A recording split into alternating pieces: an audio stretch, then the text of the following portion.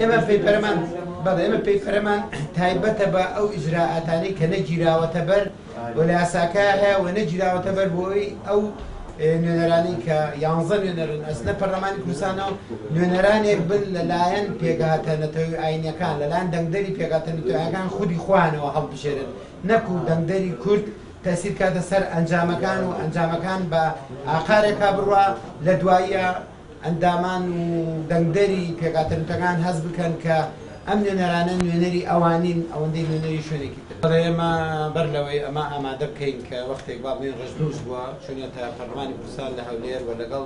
زۆرینەی زۆری پێگاتە نەتەوەیەکان ئاینیەکانیان کۆبووینەتەوە و قسەمان لەگەڵا کردوین و ڕامان وەرگرتوون و پێمان وتون کە ئێمە بە تەمای ئامادەکردنی پێپەرێکی لەو جۆرەی لە دوای ئەوەشەوە سەردانی ئەنجومەنی پارێزگای هەولێرمان کردووە دیسانەوە لەوێش لەگەڵ ئەو پێنج ئەندامی کە لە ئەنجومەنی پارێزگای هەولێرە مناقەشەمان کردووە قسەمان کردووە لە دوای ئەوەشەوە سیمینارێکمان کردووە بە بەشداری پەیمانگای کوردی بۆ هەڵبژاردن لەگەڵ دوو نوێنەری ئەو پێگاتە نەتەوەی ئاینیانە لە هەولێر و مناقەشەمان کردووە قسەمان لەسەر کردووە و بەشێکی زۆر لە ئەندامان و نوێنەرانی ئەو پێگاتە نەتەوەی ئاینە پشتگیری لەم پەیپەراکەن. ئێمە هەموو هەوڵێکمان بۆ ئەوەیە کە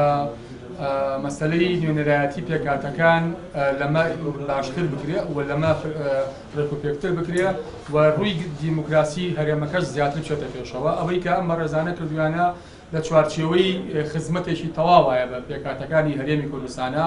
ئێمە داکۆکیکارێکی سەرسەختە بین لە هەموو ماف و ئیمتیازاتەکانیان